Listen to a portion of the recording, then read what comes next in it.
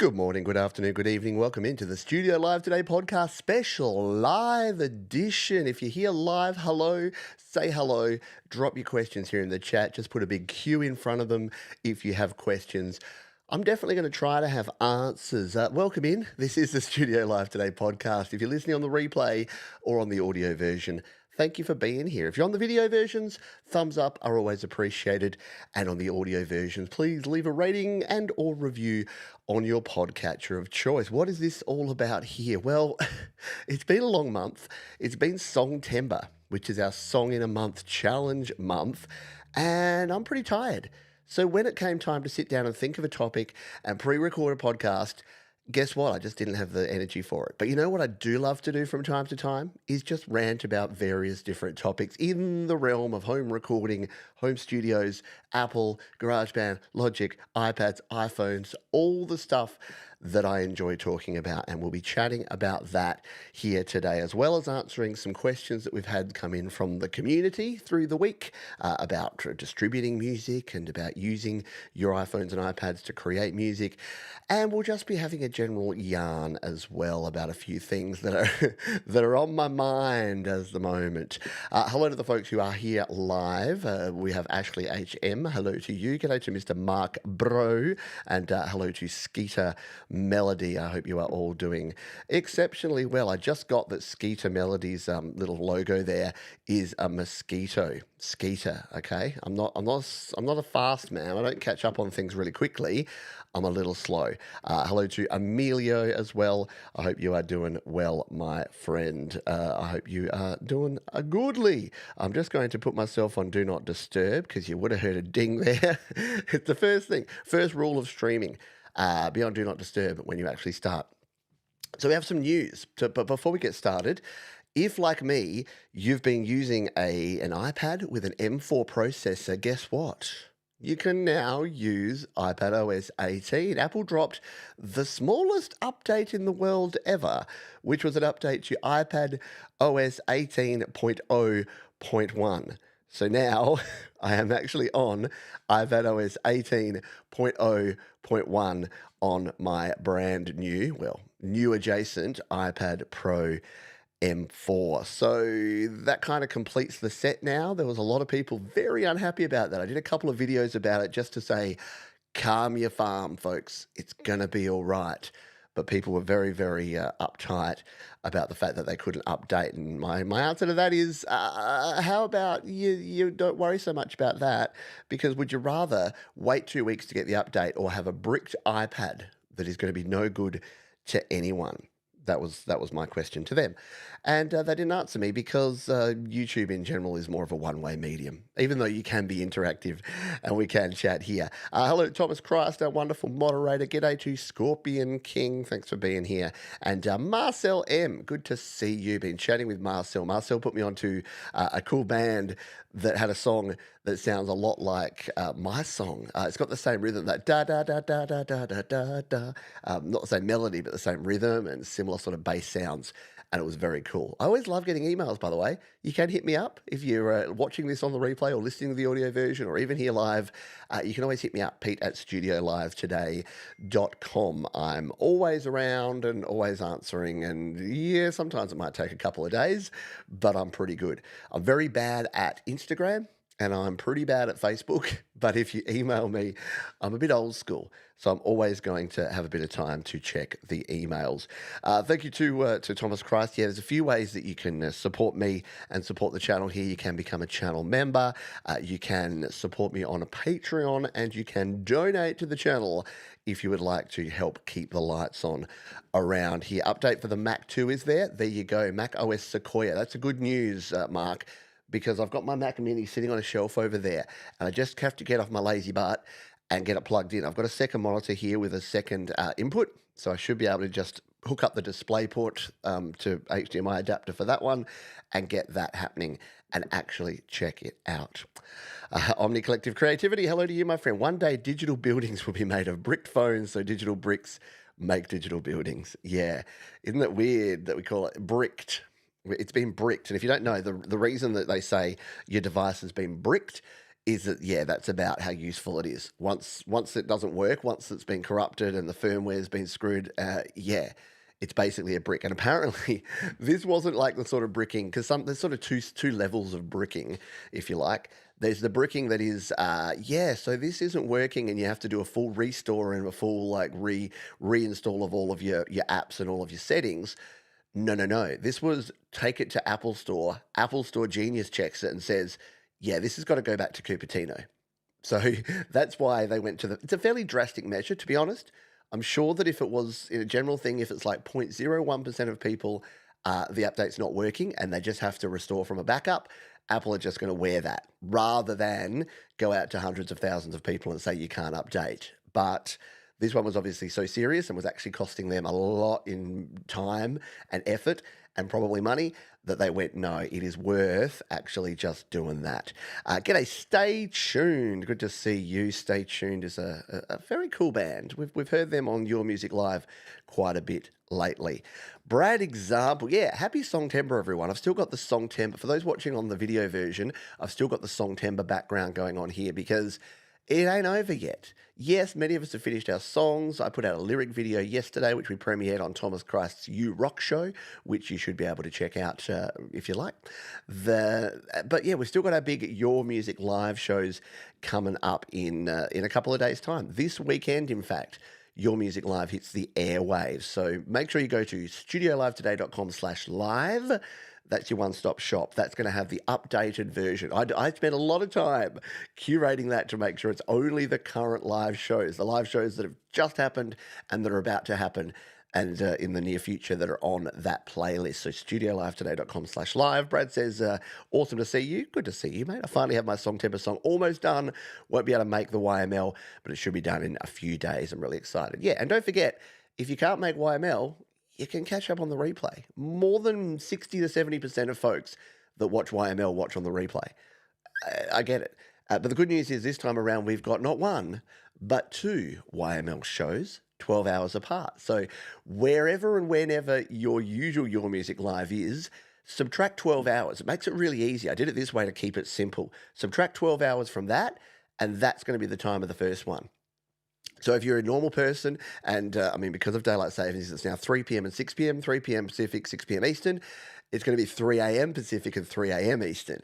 But here's the cool thing. It's normally like 11 p.m. Greenwich Mean Time for our UK and European friends. It's actually going to have another show. The first show is going to be 11 a.m. So yeah, 12 hours beforehand. So we did that. That was thanks to our friend Mark Bro, who suggested that we do that.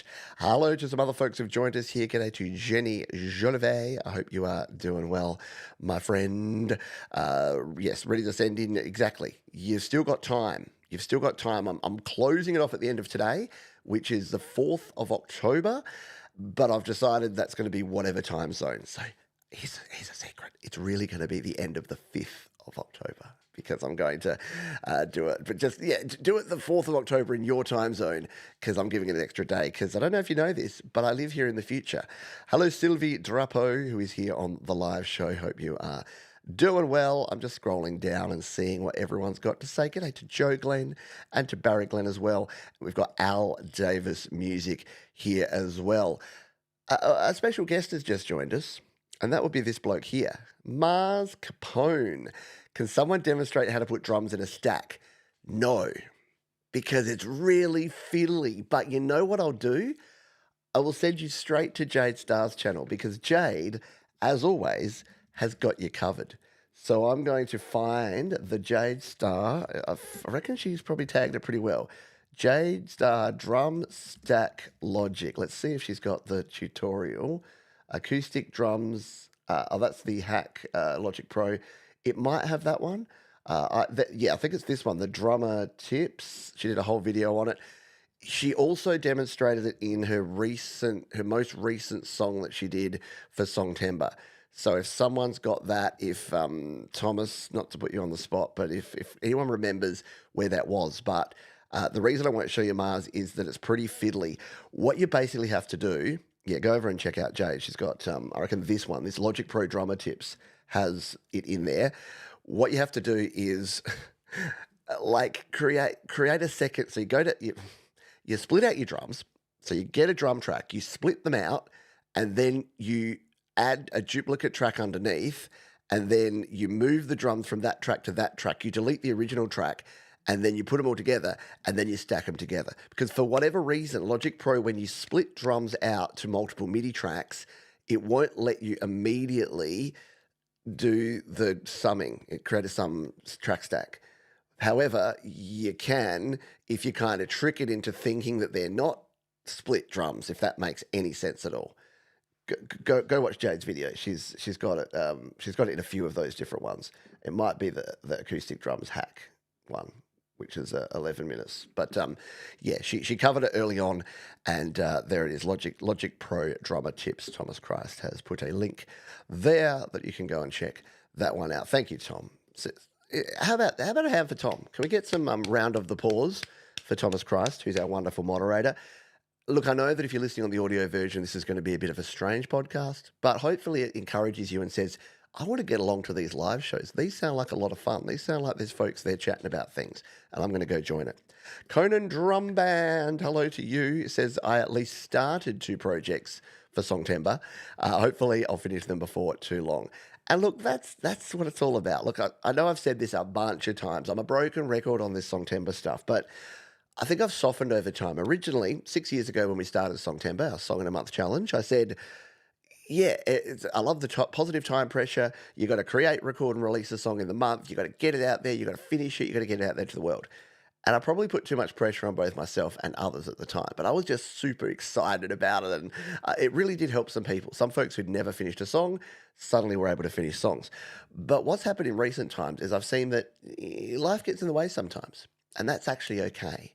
And my measurement of success for Songtember now is, did you do more, but by being aware of Songtember, did you do more to help your music than you would have if you didn't? I know that sounds a bit weird and a bit like, oh, measure of success is doing something, but it really is. Because I've said this before, but some people, the first year they spectated, the second year they had a crack and they didn't quite get there. And then the third year they finished their song, but not till like October. And then the fourth year they did it all within the month. So you can build up over time. Don't have to rush into this stuff. We're here for a long time. Remember, hold on, the first Songtember song, life is long and you have much time. At least we hope we do. I'm just going to get some water for my voice. Crystal clear, delicious water. So good stuff, Conan. Look forward to hearing your things. Got to admit, I tried it a few times. It wasn't as easy as it looked to stack. It's not easy, and I haven't done a video on it deliberately because Jay's done a video, but maybe I do just for posterity need to do a video. I like to not double up, like a bit like Patrick did a video about the new updates to GarageBand, which we'll talk about in a sec. And I haven't done a video yet because I haven't found anything in there that really works. And the weird zip file thing, I haven't been able to work out exactly how that works. We got some rounds of the pause coming in for Mr. Thomas Christ, who is happy to help. Least you can do. No, it's not. It's the most you can do, actually, Tom.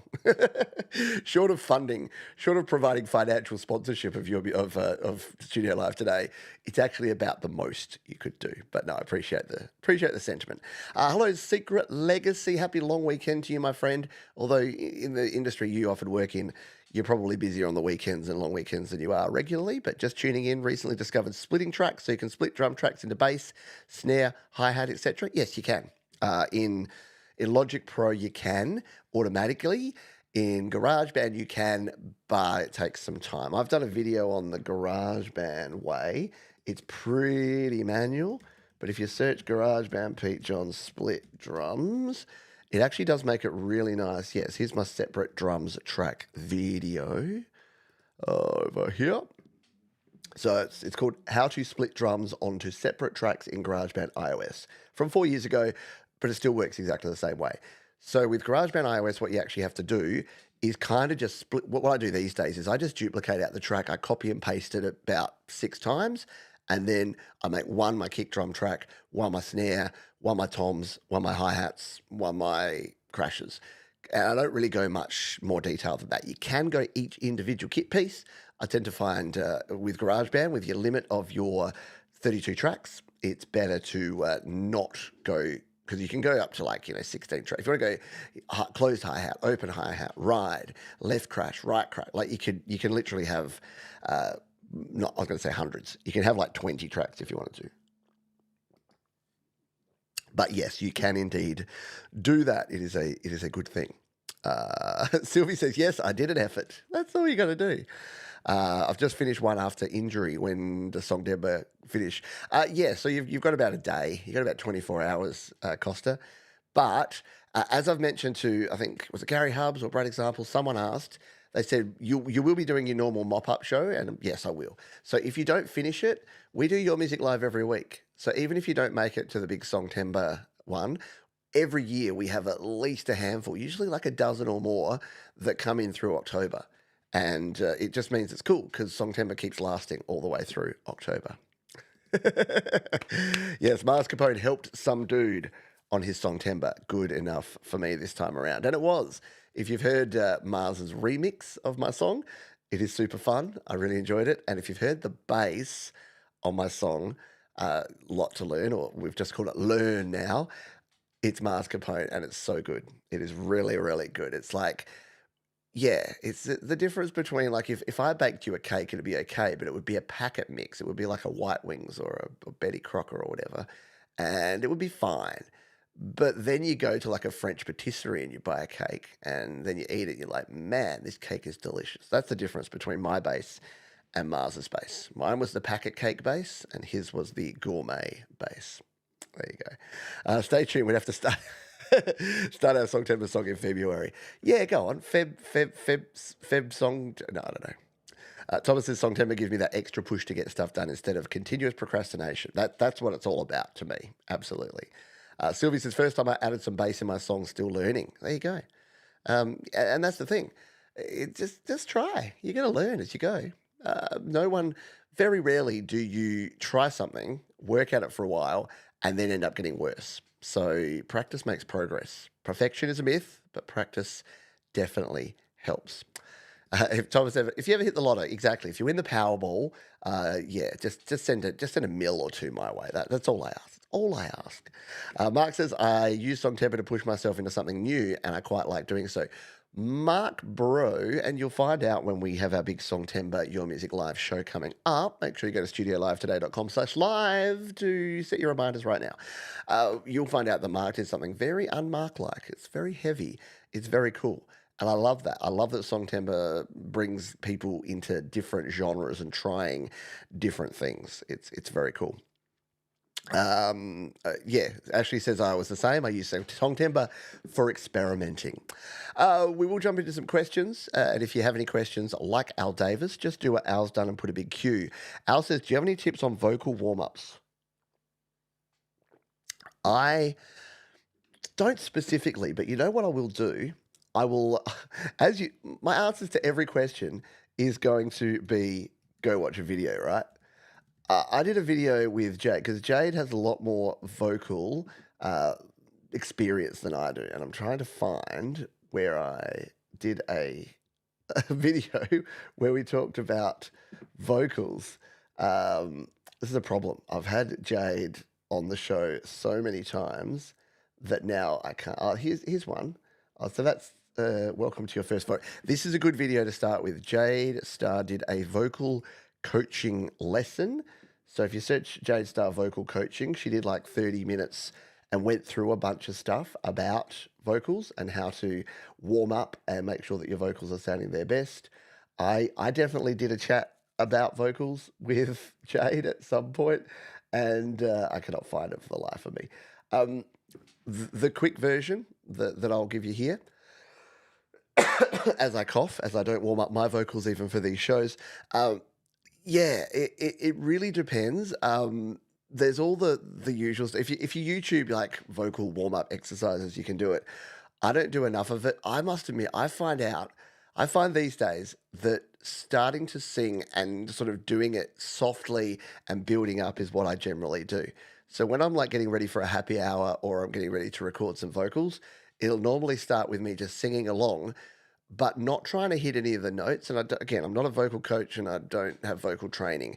But what I've realized is in the past, the mistake I've made is trying really hard to hit the notes early, and when I'm warming up and practicing, and then when I go to do the real thing, it's really bad because I think, oh well, I've got to try and hit those really high notes and try and really project. So I kind of sing within myself. So if I'm warming up and I'm like singing my song, hold on, I'll just be like, life is hard and we have much time. You're in a rush and you don't know why. And then the second time, I'll just be like, life is long and you have much time. And so that when I'm actually singing for real, I'm belting up, I go, life is long and you have much time. Yes, I did change the key there. So that's sort of my thing. There's the whole la la la la la la la la la la la la la la la la and the nyam nyom nyam nyom sort of stuff. I've never really got into it. The other thing is, don't take my advice. Only drink room temperature water, which will help you. And you can do like the warm honey teas and things. But a lot of people make the mistake of either drinking cold drinks, which can sort of constrict the vocal cords, or drinking hot drinks, which do bad things.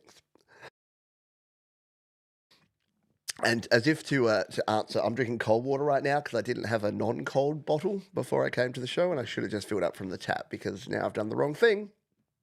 I've got that. So yeah, hopefully that gives you some ideas, but I'm very far from a vocal coach, so that's why I kind of point you over to Jade and to other people that do vocal training. You know who else is really good? And I did an interview with her. Do you know of Beth Rawes? She's a vocal coach, but she also does cool vocal reaction videos on her YouTube channel, and she absolutely crushes it. I did an interview. I was lucky enough to have her on the channel a few years ago, and yeah, it was really cool. It was great to chat to her. So there's that video. I'll throw a link to that. If you just search Pete Johns Beth Rawes, Roars, you'll find the video. But that's a cool place to get some good tips on vocals and vocal recording. There you go. Thomas Christ has found a video, Jade Star vocal warm-ups for beginners. And Secret Legacy says practice every day. Yes, absolutely.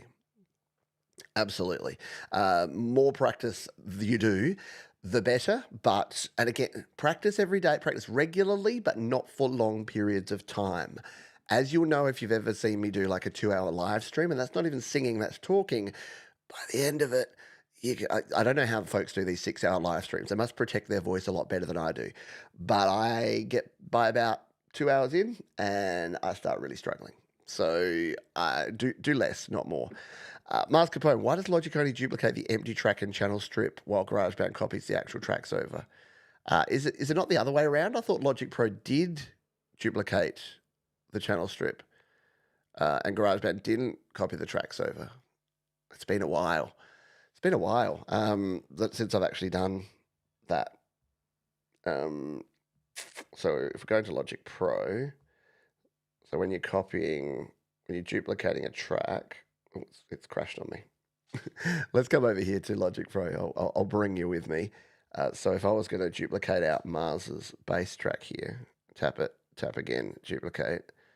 Oh yeah, it doesn't bring. Actually, I don't think either of them bring the thing across. I think there is a way I thought there was a way that you could duplicate with the track in it.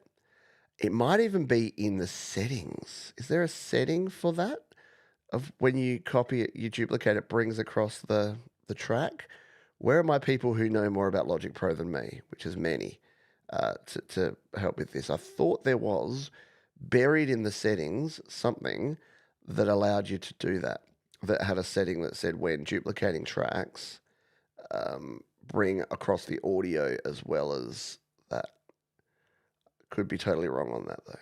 Synchronization, metronome tuning. It's none of those. I'm just randomly whacking at things. Someone will know, or maybe I'm making it up. Not sure. Rocktober for me. Yeah, exactly. Rocktober time coming around the corner. Yeah, and I did get the idea for doing these sort of things from like the morning zoo. It's Rocktober. It's Led September. So I'm like, what about Songtember? Let's do that. You can also just manually record each drum part on a separate track and then pan to your heart's content. Yeah, so you can. It's sometimes easier to create the drum, especially if you're going from drummer to drums.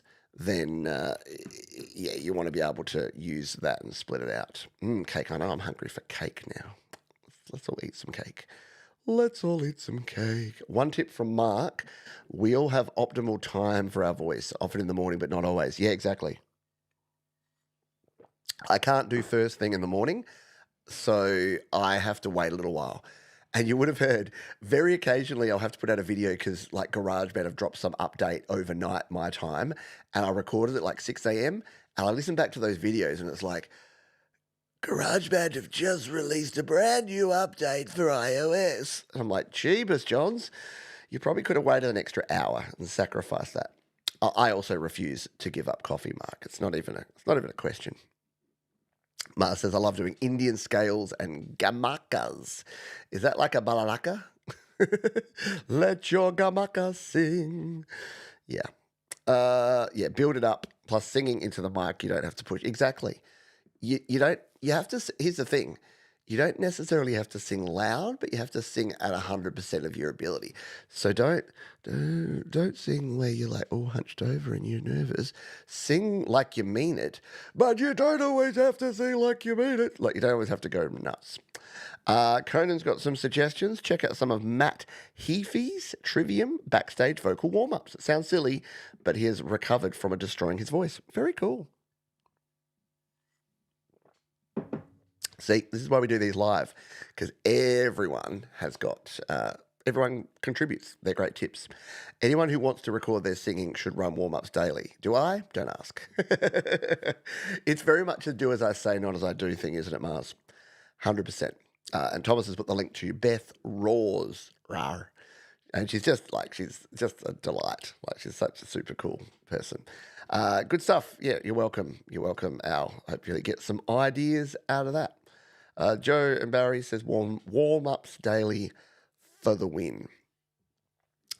Mars says main thing is not to push your voice too hard, avoid alcohol, start at a lower range and work upward. Do I? Don't ask. Yeah, all those things you should do, and many of us don't. Yep. Amelia says tap and hold the duplicate button next to the add track to duplicate the track with regions. See, I knew that someone would have the answer. Let's jump over to the old iPad. Amelia is saying tap and hold the duplicate button. So we tap this, tap and hold the duplicate button. It didn't seem to do much. Maybe I need to do it with my finger. Ding. Doesn't seem to be doing it for me. Let's try it on a different track. Or is it the duplicate button up the top here? Is that what we're doing? We're duplicating the track using this? No? There's got to be a way. I'll work it out by the time we finish the thing. That's the multi-select? Yeah. Yeah, we'll figure it out by and by. Yeah, you could also just ignore all the advice and have the Tom Waits voice, couldn't you? Yep, spot on. Spot on. Alrighty. Hello to you. Censorship sucks. Sometimes. Shall we talk about censorship? Since censorship sucks has joined the chat. I don't know. Depends on your definition, doesn't it? It's a bit like your definition of freedom of speech. People think freedom of speech means freedom of consequence, and people think censorship means everyone should be able to say whatever they want whenever they want to, in any context without repercussion. So I don't agree with either of those, but in terms of regimes censoring the voice of the people because they want to be fascists, yeah, in that case, censorship definitely sucks. Yeah, we don't normally dive into that side of things, but since the name came up, we'll do that. Ashley HM says, I find eating greasy takeout works good for my vocals. The oil loosens my voice. I'm going to have to try that. I'm going to eat a giant pizza and then try and see how that goes. Super cool that the copy and multi-select look the same. I know. I'm glad it's not just me, is it? It's not just me that I always get confused between the multi-select and the copy because they're both just two squares and I never know which one I'm actually selecting when I select them. It's an absolute pain. But yeah, I'm thinking maybe with one of these selected and then you do the duplicate. Sorry, I'm a little obsessed with this now. Tap, tap. No, it's not doing anything now. Now I can't even get it to bring up the duplicate button. Oh, because I've got the multi-select on. So with multi-select on, you can't do it. All right, we're going to leave it for later. I'm sure when I read the manual, there was a way to do that. Mars said my old voice teacher did say make sure you aren't trying to sing hangry. I like it. Yeah, hangry is never good for anyone, is it? Yeah, you need to have sustenance, folks. You need to have sustenance. All right, where's my list of topics? Let's grab the phone, because this is where I put on my notepad. I put my topics here. So yeah, the iPad OS. Who's updated everything and who's on the fence still? Let me know if you're watching live or if you're watching the replay or listening to the podcast. Email me, I guess. But have you updated everything? Are you a first day updater? Are you a FOMO person? See, I'm a FOGI. I have fear of joining in. I have fear that I'm going to join in and everything's going to go badly. So I wait a while. And to be honest, my recommendations go kind of in this way.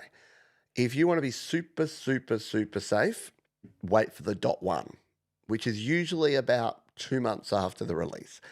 And I get it. Very few people are going to want to wait that long. So the next one is wait for the .01, which has just dropped. That's usually about 2 to 3 weeks after the release. So that has just dropped. So if you're in that middle zone where you're a little conservative, it's like your stock portfolio. If you're in the balanced, if you're not taking the aggressive or the conservative approach, now's about the time to update, because 2 weeks is enough time for Apple to work out that the M4 is not working, for the Swarm apps to actually get updated, for a bunch of different plugins and apps to actually work and get their updated versions in the App Store. So you're usually going to be okay at the .0.1 version. And updating on day one, to be very honest, it's kind of psycho behavior. And there'll be people in the comments that are like, you don't know nothing. There's beta testing or beta testing. People give me grief for saying beta, not beta. There's beta testing. There's everything. So you don't have to worry about it. It'll work. And it's fine. If you're the sort of person that, hey, if it's a 99% chance it'll work and a 1% chance it won't, if you're willing to take that 1 in 100 chance, as long as you are, and this is the important part, as long as you are willing to accept the consequences of your actions. And if your action is that I don't want the FOMO, I'm going to update on the very first moment I can, and then something goes wrong, guess what? Don't come crying to us, because we told you. We told you so. So, like everything, a bit like that when I saw censorship sucks, a bit like censorship, you do have consequences of your actions. And if you do something and you think that someone's censoring you, but it's just because you've been a giant dick and you've said something that is hateful, then that's bad. And it's the same with this. If you want to take the chance and take the risk of updating on day one and then you brick your iPad, well, sympathy low. Sympathy low. Should it be better? Yes. Is there any guarantee that it will be? No, there really isn't. You wait. Yeah, Mars is clinging to iOS 17 as long as possible. Sylvie's waiting. Thomas has updated nothing so far. Yep, agreed.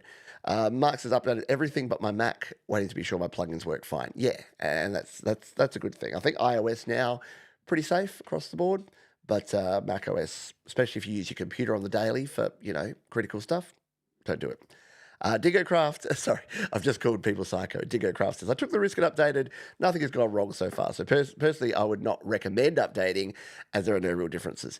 Isn't that the key point too? There's not much in there. Have you played around with it? Have you played with iPad OS 18? Doesn't really do a whole lot. Like the control center is a lot cooler. I'll give it that. Like having the ability to have all your different widgets in your control center in different spots and have control over those is cool. Have I customized mine much more than I had on 17 anyway?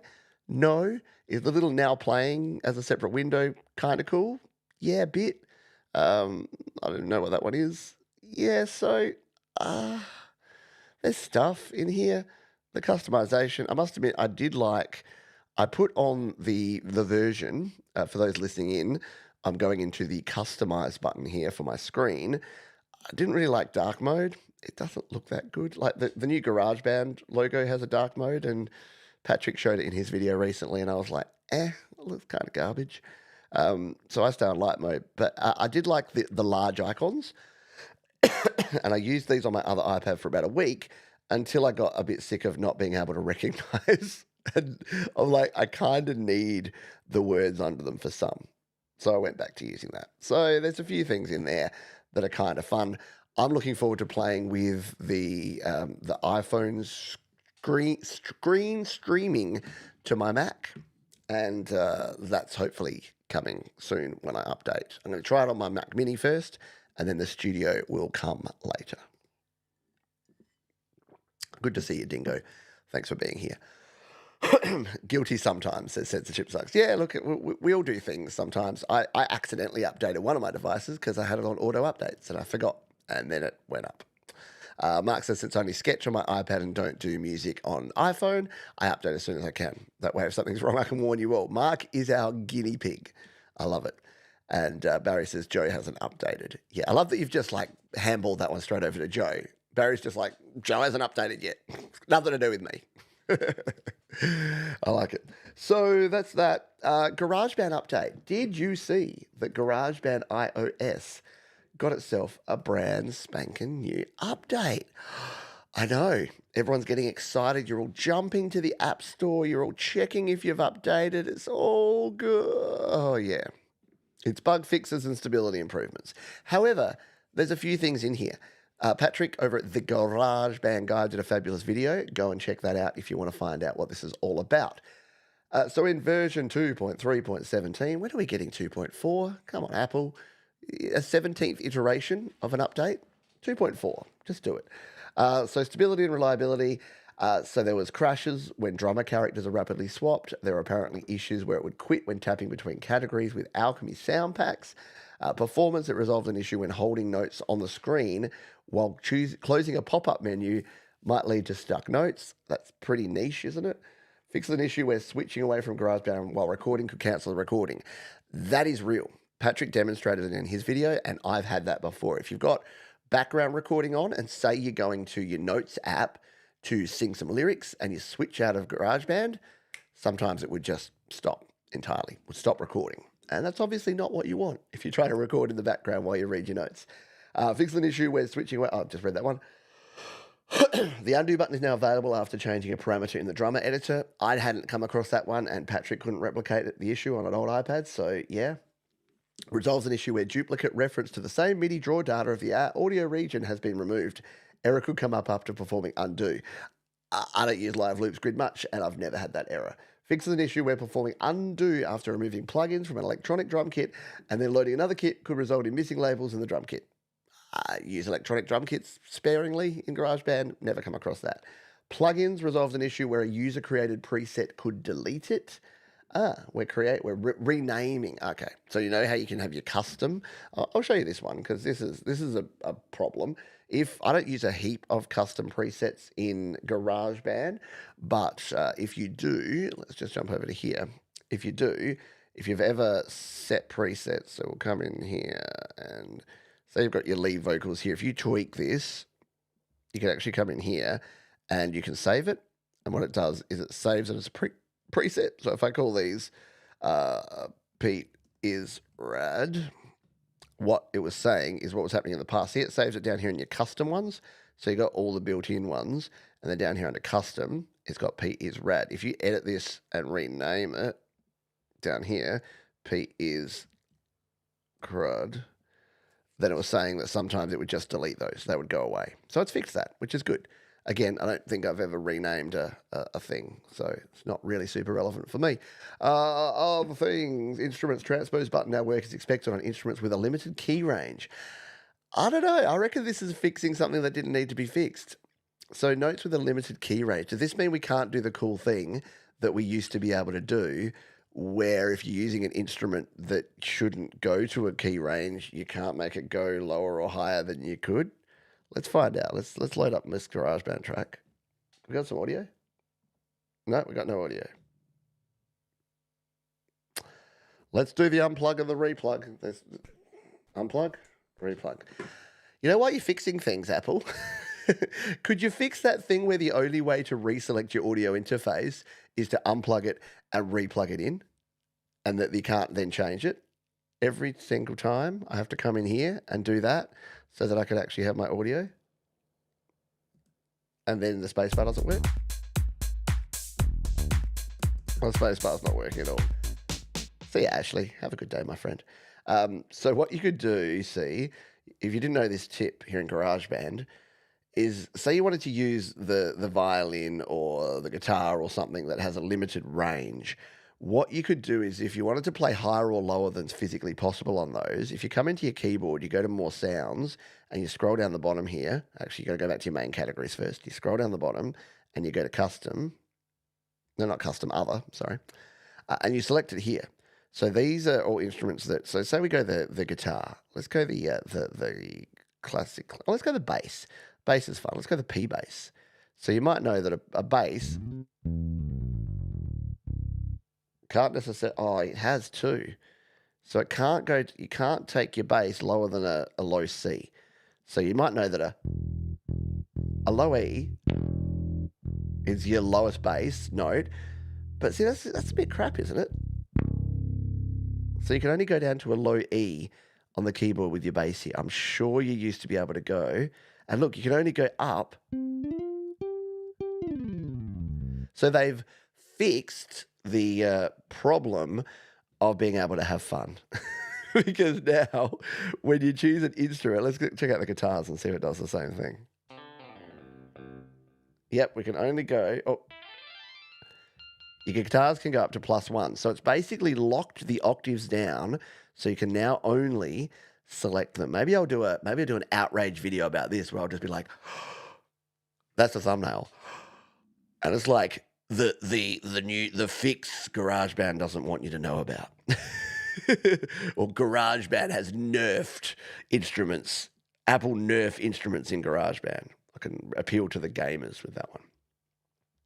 So yeah, it's the same sort of thing. Upright bass, I'm sure will be the same. Yep, can only go. So basses can only go to the -1 and the 0 octaves. So you can only go from C1 up to a C, up to a G, G4. That's a shame. They fixed it. They fixed it. Welcome to some other folks who have joined us. Hello to the Keys. What up? What up, my friend? Remember the 90s? Was it the early 2000s? What's up? And everyone was just going around saying, what's up? Yeah. That. Hello to Tony Martins. Your tutorial just taught me how to use plugins in GarageBand. Well, there you go. You can use plugins, but now you can't use instruments outside of their native range. They fixed it. I'm a little peeved about that. It's like, of all the time and effort and things you could put in there, you cannot give us the ability to turn off auto normalization, but you're spending time making sure that we can't have fun with instruments and play them out of their native range. Just saying. Just saying. Read a question. I've been one of those. I'm going to have a little sip of water. You can read the question. I've been one of those who have found that MIDI keyboards have no volume on GarageBand and only directly played on the apps. Do you know if there's newer updates GarageBand have fixed that? Let's turn and read this again. The MIDI keyboards have no volume on GarageBand, only directly played on the apps. No, I've not come across that. So if we're talking about plugging in a MIDI keyboard, do I have one handy enough? I do. Look, this is a Q&A show. I'm going to grab a keyboard. You'll have to hold the line a moment while I grab my keyboard. It's my old school one. It's my old M Audio key station. Like the original version. You got to see my pink shorts then. Was that exciting? Was that exciting? What people listening on the podcast version of this are just like, this is the greatest thing ever. So I'll just grab a USB A to B cable, which is what we need to plug this in. If I have one handy, I should have one right here. I do. I'm using the old beige USB A to B cable to plug in. So, Rita, what you are saying is because here's how it should work. So I'll just take your question off the screen so we can see everything. Is that when you get a MIDI keyboard, You need to, if you're using a iPad or an iPhone with a Lightning adapter, you need the Lightning to USB 3 adapter, which is weirdly named because it's not USB 3 speeds, but it's the third iteration of the adapter, and you need to plug into that. Sometimes you'll also need a powered USB hub if your keyboard uses more power. So I have all of that set up here. I'm using an iPad with USB-C.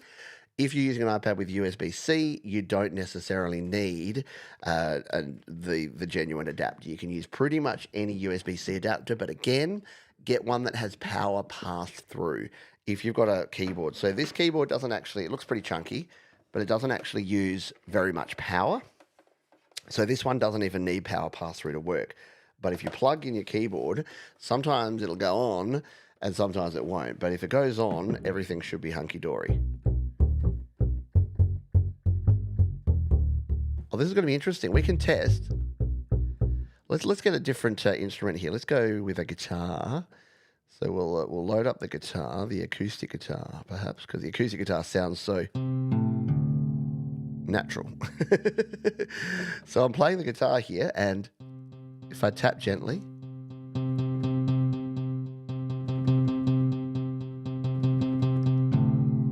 so yeah, if you're using a keyboard, velocity control should work fine directly through your MIDI keyboard as long as your MIDI keyboard has velocity in its keys, and you can use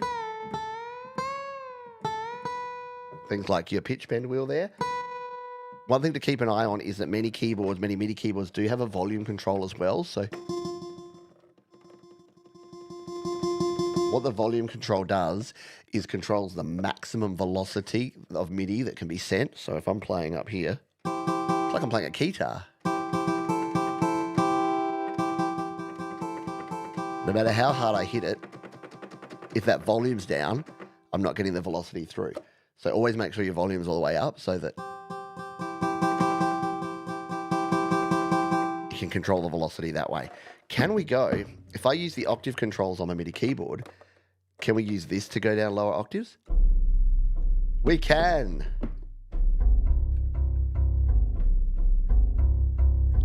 So we can still play this guitar, even though the on-screen keyboard will only let us go down to a low C. We can go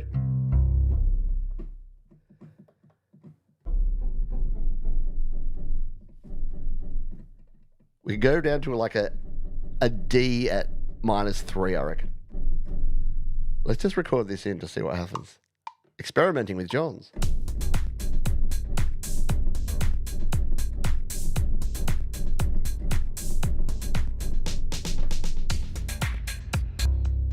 All right, my guts. I'm gutting the keyboard. All right, we're going to unplug and put this away. So short answer is no, Rena. I don't know what's happened or why you are having issues. The key things are make sure you're using a genuine adapter if it's the Lightning. Make sure you've got power pass through to make sure that your MIDI keyboard's powered. Make sure that the volume's up, and make sure that it's a class compliant keyboard, so one that's supported by iOS and GarageBand. So hopefully that gives you something. Let's just see what this has done in terms of the MIDI notes that we have here. So if we come into this and we edit, where does it put these? Oh, it's not even showing, but will it play? Will it play back? It's playing back.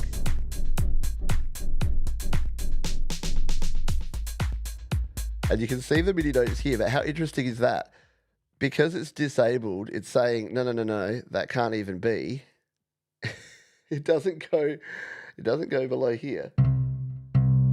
It doesn't go below the lowest note that it thinks you can have, which is a C1 on a guitar. So it's limited your editing range here. So you can play it in, but then you could never edit it. This is a really weird and saddening implementation of a feature, or a nerfing of a feature, or a neutering of a feature, as Mark says. Anyone think this is a good thing? Am I just missing something here? Or is, like, who was asking for this? I'll put it that way. Who was saying, oh man, it really sucks that I can have the flexibility to do some fun things with guitars and instruments and play them outside of their normal range? I don't know. I don't know, man. So, Rena, hopefully that gives you some ideas or things you can look at with your MIDI keyboard. I know, right? Apple need to refix. Yeah, and that's the other thing to keep in mind. If you're using a keyboard that has its own sounds. So here's the thing. MIDI is musical instrument digital interface. It sends data. It sends ones and zeros. So this keyboard that I'm using here is a MIDI controller. This has none of its own sounds. Without this being plugged in via USB to something, an iPad, an iPhone, a Mac, a PC, that is generating the sounds, it's playing a synthesized or sampled sound, I get no sounds. My Casio piano that I have in the other room has its own sounds, but also has the ability to send MIDI information. So if I plug that Casio in via MIDI, its sounds are irrelevant. It's just a dumb keyboard. All it's doing is sending the note information into GarageBand or into your DAW. It's not sending any of your audio. If you want the audio of your keyboard, that's where you need an audio interface. And in fact, I have a video showing the exact difference between those. So if you go to your YouTube and you search Pete Johns GarageBand Record Stereo, I actually take you out to my kitchen, I think, if I can find the right one. Record stereo tracks. I'm not finding it now. It's always the way, isn't it? Multi-track recording. Now there's one where I'm out with my piano and I show you it. GarageBand record piano. So there's my original one connecting. So that's connecting a USB keyboard, but there's another one. I've done MIDI keys a bunch. Record with an iRig. Here you go. Recording keyboard, recording analog instruments in GarageBand, 3 ways. So that's me out in my kitchen with my keyboard, and I'm showing you how to record analog, which is that one, or with an iRig if you want to get really lo-fi. And this one is about MIDI keys. So that's about recording the MIDI. But yeah, it's confusing, especially when you're starting out. It's super confusing because MIDI and keyboards are actually different. So hopefully that makes sense. I know guitar player often play in drop D, and bass players, so I'm talking tune a step or two. Well, and I guess it gives you C. I guess it's saying we'll give you 2 tones, so you can go down from E. You can use drop D, and you can even tune down to a low C. But that's as far as acceptable for any guitar player. And look, it kind of is, but it doesn't remove the fact that it's less fun. Yeah. Volume is just not loud enough. I Googled it and a bunch of people have the same problem. Is it specifically that keyboard model? Maybe it's just not sending enough velocity information. Because velocity, when you turn your volume up and you hit it, you should be getting the maximum velocity if you hit it hard, which is 127 in the MIDI scale. So, yeah. You reckon? The conspiracy? Yeah, they've nerfed it so that you use Logic instead. Maybe.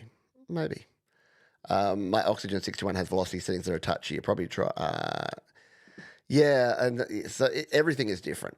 Everything is different. So yeah, it might be the specific keyboard. To be honest, the M Audio key station that I use and have used for a long time is really good. It has a very good range for a fairly moderately priced keyboard. It has a good range of velocity. Yeah, anything that limits creativity is a bad thing, right? Al Davis, is there a way to add reverb to an instrument but only have the effect play in GarageBand iOS? I'm glad you asked, my friend. There sure is. Would you like me to show you? Let's do that. We'll jump on over here. So if you want to have, let's just say that I'll use an example here. What audios do I have on here that we can use? This retro bass. Oh no, bass is not really a reverby thing. Let's find a more relevant one. We'll go to this modular rhythms demo and find.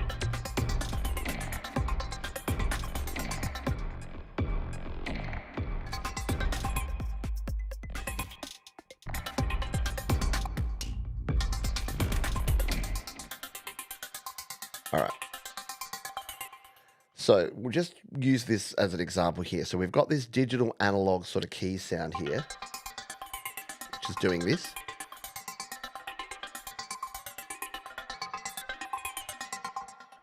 And what Al's asking is, what if I don't want this instrument? I just want to hear the reverb of this instrument. So what we need to do, it's a little bit of a hack. If you go into your plugins here and we go to plugins and EQ and we hit the edit button here and let's just add on reverb. So we'll just go effects, we'll add a very straight track reverb on here. Now you can do this with any plugin that has a wet and dry knob. So what you need to do is it's as simple as dry, which is your original audio, all the way down, wet, all the way up. So now all we're hearing is this effect. If we play it now,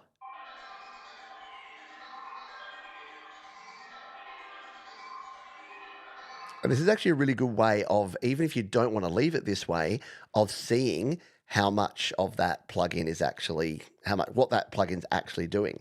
So if you want to like change up your things and change your reverb times and a whole bunch of other things and then to play it, add some pre-delay maybe.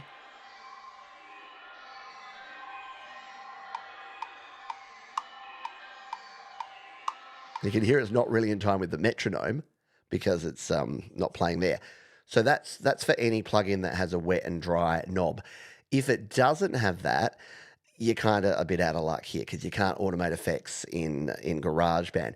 The other option you want, and I've used this before, it's kind of cool, is to create your own kind of custom hack workaround reverb, not bus, but a reverb track for a particular track. So to do that, if we tap on this one and duplicate it, and then copy the audio. So we'll just copy and paste the audio down. So all I'm doing is grabbing this and creating a second track.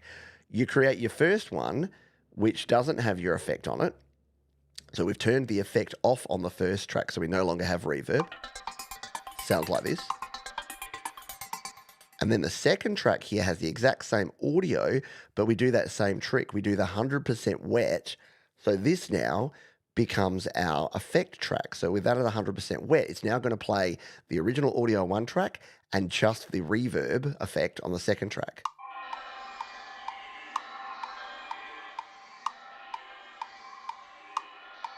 I did it on the wrong track, didn't I? I'm like, why didn't that work? That was genius, but I did it on the wrong track. Hang on. We'll redo, paste. I did it on the wrong track. Let's turn that one off and turn this one to wet. All right, we had it on the first track as well. So now what we'll have is the first track just doing its dry thing like this. And the second one is just the reverb, which is this. Turn it up. And then what we can do is if we bring both of these tracks together, we can then slide up and work out how much of the effect we want to add.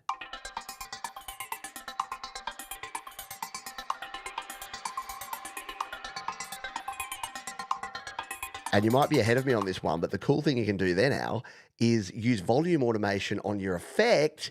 And guess what? You got effect automation, baby. It's super cool. I've done that before where you want to do like that delay on the last word. So say you got a vocal, all you do is you copy the vocal from one track to another, create a delay that's 100% wet, and then just volume automate it in when you want the delay. So it'll be like, don't forget the delay, lay, on the very last word. And that's cool. So hopefully that answers your question and helps you with that one. And if you want more detailed instructions, if you go Pete Johns delay last word, I reckon I do exactly this. How to use delay, coolest free delay, no. My automation deep dive video. So automation hacks. So find this video called, or last word delay, there you go. How to add effects to part of a track in GarageBand iOS. I show exactly that, or the GarageBand iOS automation deep dive will show that for you as well. Hopefully that helps you out. If you have questions and you're here live, don't forget, big Q in the chat will help me see your questions. Right into our last topic, Thomas says, there's an argument for realistic pitch ranges, but I'd rather use the tech to expand the creative possibilities. Yeah, right? I guess so. All right. I'm just going to scroll. Oh, yeah, the old iRig. I had the original iRig and probably many different iRig clones. Gary Hubbs says, you're describing what I'm working on now. Very cool. Good to see you, Gary Hubbs. I hope you are Hope you are well. Mars says, I remember that video. I remember using that hack too. It's very cool. It's very cool for vocal stuff. And there you go. Thomas Christ, for those here live, has put the link in the description. How are we doing on time? We're already into overtime, but that's okay because I'm not really on a set agenda here today. The internet is kind of open. What do you think? Next topic I wanted to talk about here is I'm getting so flabbergasted when it comes to AI. To be honest, I don't know where I stand. My opinion seems to change on the daily, and I still don't like the idea. So I saw Tim Minchin the other day. Tim Minchin is an Australian pianist, songwriter, composer, stage production. He does everything. He's one of those creative types that just makes you go, why do we even bother? Because he does everything and he does it all really well. So he was doing just a talking tour. He's written a book, which I highly recommend. It's very cool. It's a bunch of his speeches that he's given at like university commencement speeches and things like that. And it's all very motivational and rah-rah and all that sort of stuff. And he was very clear that he thinks AI sucks. And he says, yeah, AI shouldn't be writing songs. Like, it shouldn't be taking away the things that we like to do.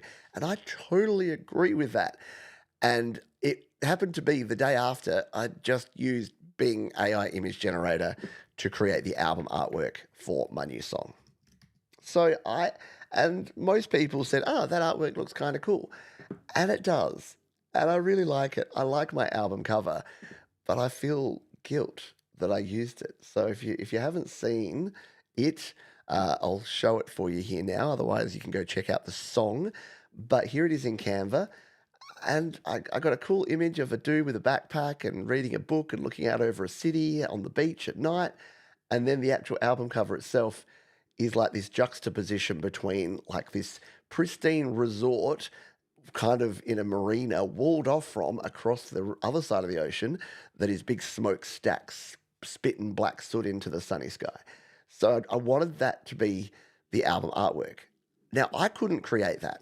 I don't have the artistic talent or ability. If I did it, it would look like one of those houses that you draw that are like the square with the triangle on top and the smoke coming out the chimney. That's about the best I can do. And the argument that I had with myself is, should I not be paying an artist to create this? I obviously have this vision of something that I want to see. Shouldn't I be paying an artist? I can't really afford to pay an artist. So I guess if I couldn't have this, if I didn't use AI for that album artwork, I would have just gone with something else. I would have just gone and taken a photo. And maybe that's the point. Maybe I should have gone out to the beach at night and taken a photo and used that. It wouldn't have been exactly the same, but it would have been original. And I guess because I get on my high horse about AI music, am I being super hypocritical by using AI artwork? And I don't know. I don't think the answer is yes or no. I think it's somewhere in between. I think it's a slippery slope and it's changing and evolving over time. But I don't know. I don't know whether I just go all organic. And one thing Tim said that I kind of took to heart was don't position yourself as anti things. You're allowed to be about things, and those should be about being charitable and helpful and doing the best you can for other people. We're trying to have a society here, etc. But don't make your character all around being against something, being anti something. And I thought about that, and I'm like, yeah, which means we shouldn't be anti AI. For starters, AI is not really AI. It's not artificial intelligence. It's image generation. It's using a learning model, which, yes, is hopefully ethically sourced. Is it always the case? Probably not. But if I'm paying Bing through having a Microsoft account and through them using my data to use their image generation tool to create something that's an artistic vision in my head that I don't have the talent, skills, or money to create or have someone create, I don't know. I don't know.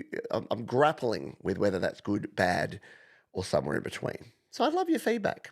Let me know your thoughts. I know it's a controversial topic for sure. Yeah, Tim Minchin is a great talent indeed. Hello to Jade Starr, who's joined us. Had a great chat with Gordon Lee Weaver on her interview show today. It was an excellent listen. You should go and check out Jade and her channel if you like. Mars says there's a real double standard. The same people raging against AI music are using AI graphics. Graphics communities have the exact mirror rage against AI graphics. And that's why I'm feeling guilt. That's why I'm feeling super guilty right now. And I don't know how to reconcile it. We'd probably just be using Pexels or Pixelbait anyway. That's it. Last year's cover I created using Canva's image library, which I pay $10 a month to have access to. I mean, is it worse? I don't know. Just because it's taking all the images in an image library and being able to recreate a new image from it, is it worse? I don't know. Joe says it's perfectly okay to use AI to assist me with the art or video production. You believe it is. Yeah, so that's the other thing. Maybe. If we were planning to hire someone, then decided, nah, I'll just save money with AI, that's much different. Yeah, and that's the thing.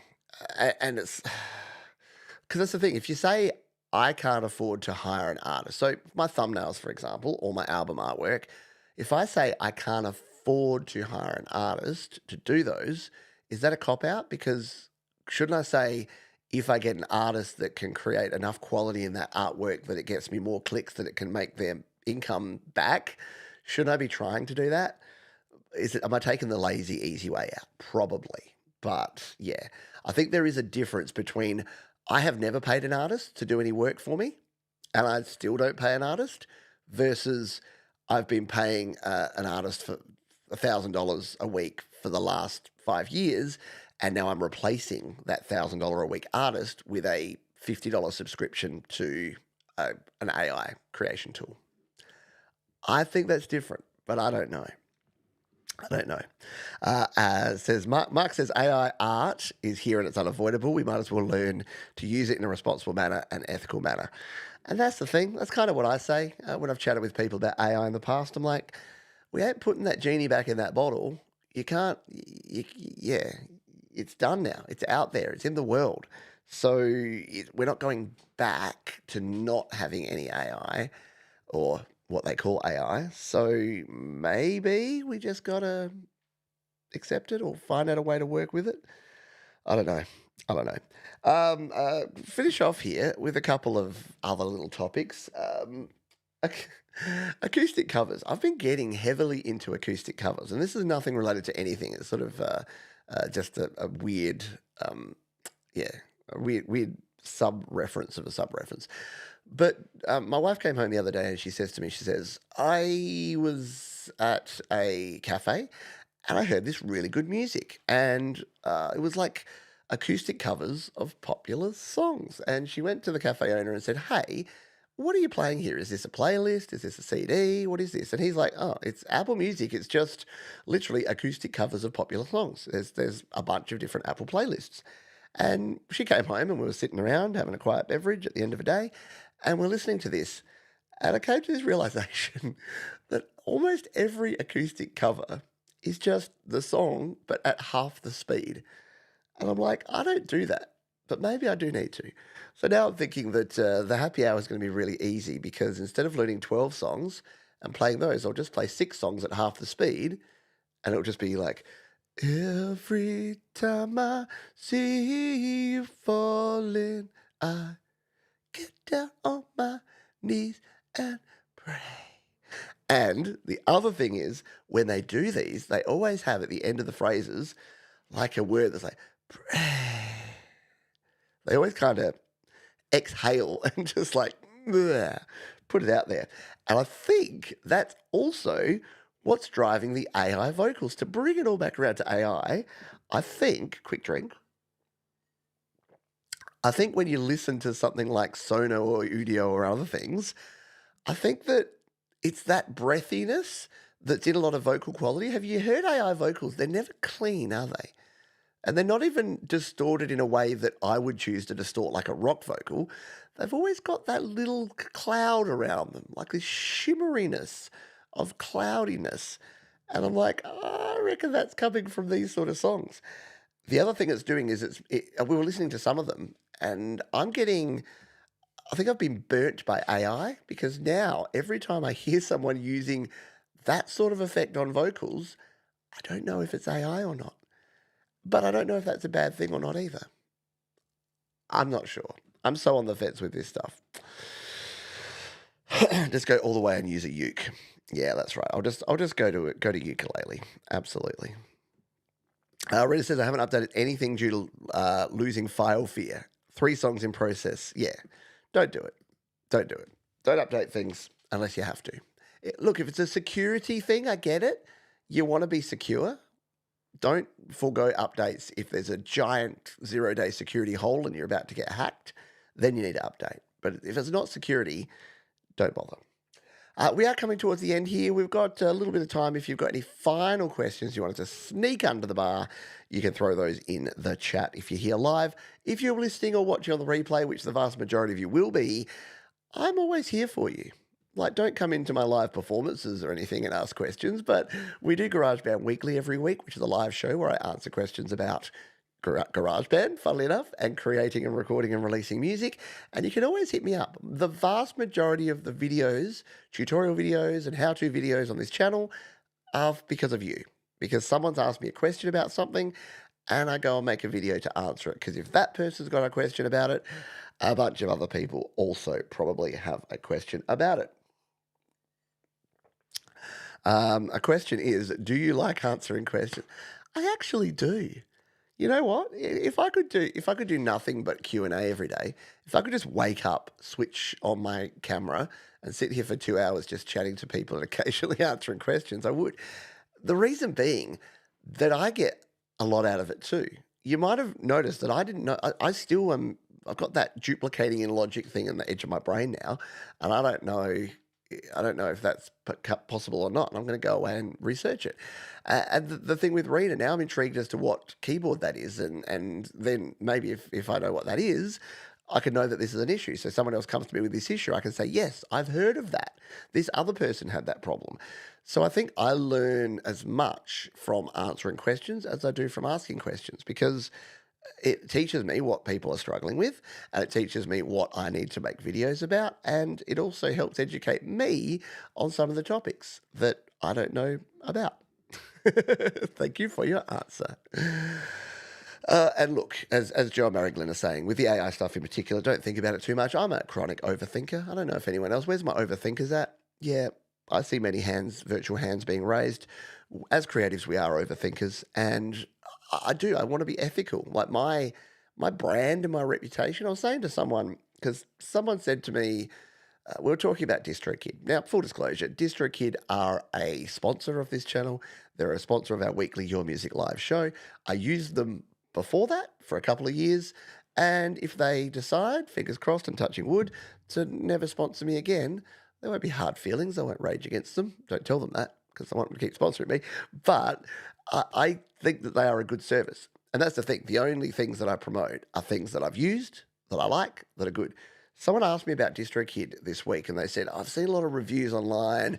I've seen these videos that we've all seen. It's like, DistroKid stole my money. DistroKid won't pay me out. DistroKid delay. Most of those people are complaining about 2 things. They live in a country where there's withholding tax requirements, which means that 30% of the amount that they get paid gets held in the US because they're in a country that doesn't have a treaty with the US. Sorry. I don't know what to tell you, but you live in Brazil. Go talk to your government. Actually, don't, because you might go missing. But the other one is, oh man, I got 1,000 streams last month. The DistroKid didn't pay me. Correct. It takes 3 months. It's right there. It's in the FAQs. It's in the videos that I make about it. So I say all that to say, yeah, if you overthink it, if you listen to too much feedback, if you get too into the weeds, you end up getting misdirected. And that's the thing. I'm like, I'm listening to both sides. I'm listening to the people that say AI is the worst thing ever, is going to destroy the world. And I'm listening to the people that say AI is the best thing ever and we're going to end up like the Jetsons and have this leisureful life where we don't actually, put any art or creativity into the world, which I think sounds horrible. I think both of those sound terrible. I want neither. I want it to be somewhere in between. I want AI to do my dishes and do my tax return, and I want AI to help me with my drumming and bass because I'm bad at those in my DAW, but I don't want it to sing for me. I don't want it to play guitar for me. I don't want it to write songs for me, because that's what I like to do. And you hopefully feel the same way or similar to. And we're going to finish with this question from Coldacre, which is, when is Logic Pro coming to the iPhone? Now, look, I don't say things definitively too often. I famously went on record saying Logic Pro's never coming to the iPad. There you go. You can timestamp that one and come back and tell me when it does. And Patrick, who I sent it to at the time, on a live show, and others have. They've come back at me and said, remember when John says Logic Pro would never come to the iPad? Yeah, I said that. But I'm going to go 100% in that Logic Pro is never coming to iPhone, because it's not. Because the screens, they had to make so many sacrifices going from Mac to iPad to fit everything on the screen. Can you imagine it running on like a 6.1 inch screen? Like, I've seen people running it on the iPad mini. I don't know how you do that. I'm on the 11 inch and it's hard enough. I don't know how you could do it on on iPhone. Maybe it's more likely to come to the Vision Pro than to come to the iPhone. I'll say that. All righty. I'm going to finish up there, folks. But we've gone 15 minutes over time, but that's okay. We had great questions, great interactions, and wonderful folks hanging around here. AI shouldn't have to do your taxes. The government knows how much. Exactly. The whole tax return thing is a little bit bollocks, isn't it? I know I'm being tracked by all these organisations. They should know how much I get. I have no privacy anymore. Just take my stuff. Yeah, I agree, Mars. So I took one for the team, and I went from the 13 to the 11 inch for Logic Pro. Let's just say that it's fine, but my next iPad will be back to the 13 inch for sure when it comes out, which may be next month. No, it won't. There won't be a Pro next month, but there may be iPad minis. We may get some sort of iPad news next month. I will let you know. We are here in October, and we usually have some sort of Apple event or announcement late October. So stay tuned to the channel for that one. If you're here live or on the replay and you haven't stuck your thumb up, or at least gone down below to the spot where you can press the thumbs up button, I encourage you to do that. Now, please leave your comments. If you had any comments, if you had questions, if you're like, man, I missed the Q&A. No, you're fine.